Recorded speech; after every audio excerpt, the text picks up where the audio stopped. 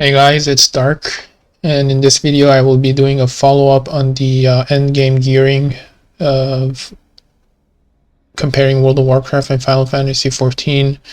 If you haven't seen that video, I will put a link in the description because this video makes more sense if you watch that one first. There has been a lot of feedback and comments on that video, and some of them were pretty comprehensive, and as I put in the thumbnail, I would say they're pretty juicy comments. I mean, some people wrote pretty much essays uh, as a response, giving their opinion and perspective, and I appreciate it. And I want you all to know that I took the time to read through them all. And that's why I decided to make this video, because responding to those would be very time consuming, and I thought it would be better if we speak about it.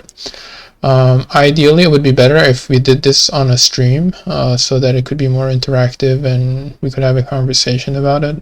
Perhaps I will do something like that in the future if people are interested. So first things first, a lot of people from the Final Fantasy community called out my mistake about the maximum eye level. So I apologize for that. The maximum eye level is 530, and I think I mentioned in the last video that it's 540. So my apologies for that. The next piece of feedback and comments that I want to talk about is some feedback from the WoW community about the approach that I was presenting in the previous video regarding doing normals, heroics, and moving up to mythics. And the point they were making was that if you have a guild or you have a group of friends to play with, you can jump straight into mythic zeros or a normal raid, and you can get gear through that. And while that is very accurate and it's very true, if you do have friends and a guild, you can totally skip a lot of those issues that I was talking about. But with that being said, there is a lot of people that don't have that in WoW. And while you may argue that it's an MMO and it's supposed to be played with friends and guildies, there are quite a population which don't have that. I mean, I used to play with friends and with with a guild in Wrath and in Legion as well, and I can totally see that. Like I never dealt with a lot of these issues because I would just level up and we would just straight up, I would either be taken to a raid or I could just jump into the mythics with them. But as soon as you're playing solo and you're a new player coming to World of Warcraft, you're not going to be able to do you're not going to be able to jump into mythic zeros or into a normal raid through pugs. People will see your eye level, they will see your HP, and they will most likely immediately kick you because they don't want to carry you through a run. So the what I am comparing here is that experience, because that's what I did in Final Fantasy XIV. I didn't have a guild, I didn't have a group of friends. I just went in and I played the game, and I'm comparing that to the experience you get in World of Warcraft. And it can be, and I will address this later in the video, but it's fair to say that a lot of people who play the game don't have the time to be able to dedicate 2 to 3 hours, twice a week to commit to raiding or commit to a guild. So it's fair to say that there's a good amount of people that are playing the game just because they enjoy it and they want to experience it, and they're not going to be able to commit to a guild or have friends that are necessarily playing the game. Now, whether WoW is targeting those people or not is a whole different conversation, and I think it's a really important one, but it's probably not suited for this video. The next thing I want to point out is comments I got from the Final Fantasy community and also the WoW community explaining the other ways of getting gear. And for example, I had comments saying that you can get gear via crafting and hunts in Final Fantasy XIV, and from the WoW community I got some comments saying that you can get gear through the Covenant campaigns, and you can get gear through that rather than doing dungeons. And while both of those are true and they make sense, but that wasn't the point of the video. I'm comparing dungeon, getting gears through dungeons, and the system that Final Fantasy has implemented compared to the one that World of Warcraft is implemented. So that's the specific context that we're focusing on, and it's not the other ways of gearing. Because if I wanted to focus on that, I need to compare, for example, hunts and crafting, etc., in Final Fantasy XIV to the ways that WoW provides. So that's probably a subject for another time. There was a comment from I think it was one or two people from the WoW community saying that it looks like I don't want to grind and I'm being lazy. And I want to address that a little bit because it's not as simple as that. So what this really comes down to is how much is the game valuing a player's time? Because in World of Warcraft, if I'm targeting a specific item, usually, and I think you would all agree to this, I would find the dungeon that I would find the piece of loot that I want, and I would find which dungeon and which boss drops it. So I would go to the loot table, and let's say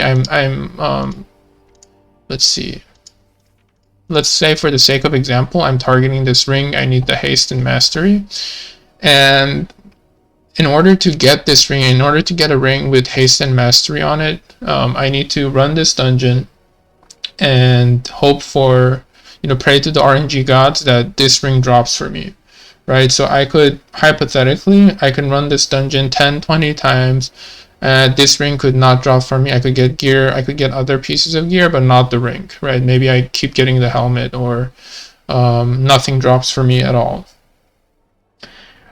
So it depends what you call grinding. Is that called grinding where you spend 30, 40 minutes in a dungeon and maybe you'll get something, maybe you won't get something, and you have to keep doing this over and over again, and you're not working towards something necessarily? And this is not something like very weird that I'm talking about. I've had experience doing this where I'm, like, for example, farming a weapon from a boss, but it just keeps dropping me pants or something like that. The difference being is that in Final Fantasy XIV, they approach it in a different manner. So in Final Fantasy XIV, there is still the concept of grinding. They just apply a different system to how that grind works. So I want to kind of tie this into another point that one of the comments was bringing, where that feeling of looting a boss and getting gear from it is amazing, and it's a cool part of MMOs, and I totally agree with them. But it's not that Final Fantasy doesn't do that, but what Final Fantasy does is it awards player time quite differently than WoW. It removes that RNG element. It mediates the RNG element rather than your time, you feeling like your time got wasted doing a dungeon. They give a small reward for actually completing that piece of content.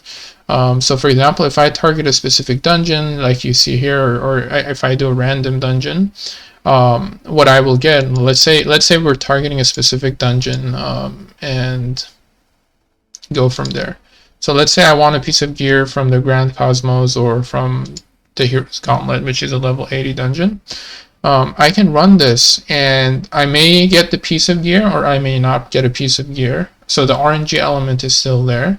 Let's say I need a ring, right? All my other gear is in good shape. I need that one ring to be able to get into the harder content. So at the end, they do reward you with some currency, which you can use to actually buy a piece of gear that you may need. And this gear may not be the best in slot, and that's not it. That's not the point. The point is that you're working towards something. The grind means something. You're working towards it. So I think this is a better system, and it values player time much more than pure RNG on pieces of gear. And maybe you'll get it, maybe you won't get it, and you don't know at all. You could play 3 hours one night and not get anything out of it. Whereas in this system, you're getting these tomestones. Now, whether you get a piece of gear for your current spec or you get it for your alts, that's total for your alt job. That's totally up to you. But the point is that your character is getting stronger after each time you run a dungeon, no matter if you get lucky with it or not. So this is kind of the point I wanted to show. And this shouldn't be a surprise to anyone in the WoW community, and I want to give you an example of them doing this actually in WoW. So in World of Warcraft, previous to Shadowlands, in like, for example, BFA, as an example, PvP gear was RNG as well. So you would do, battlegrounds and arenas, and at the end of the week, at the reset, you would open a box and you would get a piece of PvP gear. Now, it could be completely useless for you with the wrong stats. It could be a piece of gear that you already had a better version of it, and it was just a horrible feeling in general. I think I would say almost the whole PvP community had been asking for vendors to be brought back in so they could buy the piece of gear that they want. And in Shadowlands, they did exactly that. And you can see here you have vendors here, and you can buy the gear that you want with the currency, which is honor in World of Warcraft, right? So after every battleground or any arena match that you do, you get honor and you get conquest points, and you can come here and you can target exactly what you want. You can take the stats that you want, and it's just so good. And it was so good that at the start of Shadowlands, there was so many people doing PvP because they could actually target the pieces of gear that they wanted. And even the people who were doing PvE and they had no interest in doing PvP were actually doing arenas. Either friends were helping them, or they would be grinding. And this is a perfect example of grinding, because getting honor requires you to spend a lot of time in battlegrounds or in arenas, and people were happy to do it because they were targeting something and it was helping them. So it's not a matter of not wanting to grind, it's a matter of spending time and having it be worth something at the end of the day. So I think the PvP system in WoW is a great example of something that was done right after they removed it for some reason. I have no idea why. I mean, I have some ideas, but they're not fun to talk about. And regarding PvE gear, they also had it. They had it in TBC, they had it in Wrath, and for some reason, I mean, again, they removed it. And now, even in 9.1, they're doing some weird stuff with even more RNG and wasting players' time. So I wanted to clear that out. And the last thing I actually want to talk about, and this is more of a philosophical issue, is that in this time that we live in, people have very restricted amount of time where they can actually play games. Like, people have full-time jobs, they have families, and I would say time is the most expensive resource that people have, and it's not the subscription fee.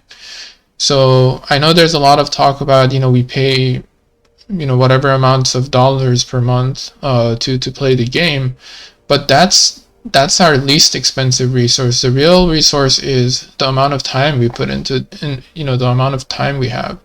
And I think a game which respects player time more will be a better game. So if a game rewards me for playing an hour, for playing that hour, it's a great game. If a game rewards someone who spends 3 hours rather than 1 hour and actually rewards them for that time, it's good. And that's why I think the system that Final Fantasy, and again, I'm saying it's not a new system at all. Like, WoW used to do this all the time, but they just moved away from it. It's good because it makes people feel good about the amount of time that they're spending in the game.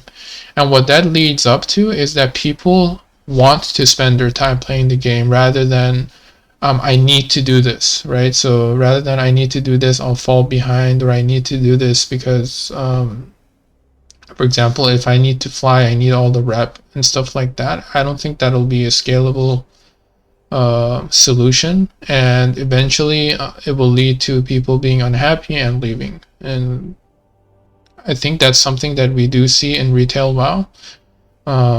They keep implementing these systems, they keep disrespecting the players' time, and even though players love the game, they get forced to with a bitter taste in their mouth to kind of move away. And I think a game like Final Fantasy XIV being there and doing things, taking the feedback from the WoW community and implementing it, or maybe they just come up with a lot of this themselves. But the point is they respect player time a whole lot more, and I think people enjoy it, and that's kind of the trend that I've seen. And me personally playing it, I really like that aspect of it. And that's why I made this video, so we can see that there is a company that can actually implement the system in the right manner, and people will be happy about it. And I think WoW should definitely bring this back. So with that being said, I kind of want to end this video. Thank you all for all the comments, the feedback, the subscriptions. You guys killed it in the last video.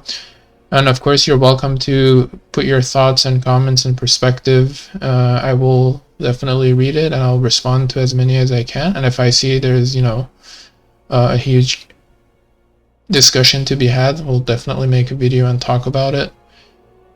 So thanks for watching, and I'll see you in the next one. Peace.